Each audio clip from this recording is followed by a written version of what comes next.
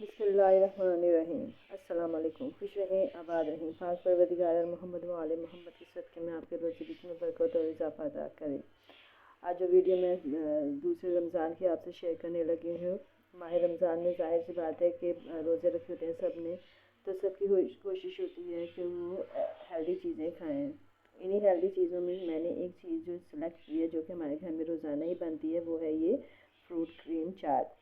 Fruit cream चाट बनाने के लिए यहाँ पे मैंने तमाम फल ले लिए हैं, जिसमें हमारे पास जो है एप्पल है, बनाना है, ये बीच में हमने डाला हुआ है पपीता, और साथ ही ये स्ट्रॉबेरीज़ हैं, और यहाँ पे मैंने कलरफुल सी थोड़ी जो मैक्रोनी होती है वो हमने ली है, उनको बॉयल करके ये मैंने इसमें शामिल कर लिया है। इन तमाम चीज़ों को हम अच्छे तरीके से मिक्स करेंगे और क्रीम को अच्छे तरीके से बीट करके इसमें मिक्स करना है। हमने तकरीबन एक प्याली भर के जो है ना वो क्रीम की ले ली है, फ्रूट क्रीम की, और इसको हम अच्छे तरीके से बीट करेंगे। और इसको अच्छी तरीके से बीट करने के बाद फिर हम इसको फ्रूट में शामिल करेंगे, और इसमें और क्या शामिल करना है वो भी मैं आपको आगे बताऊंगी।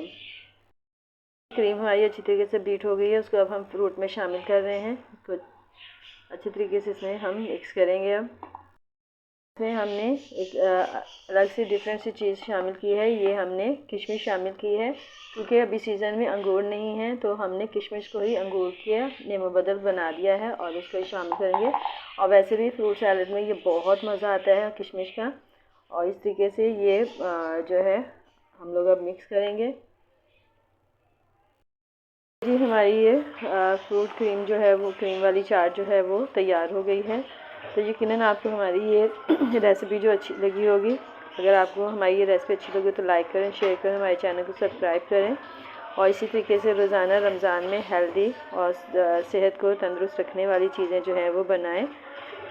और अब मुझे इजाज़त दें। अल्लाह हाफ़िज़।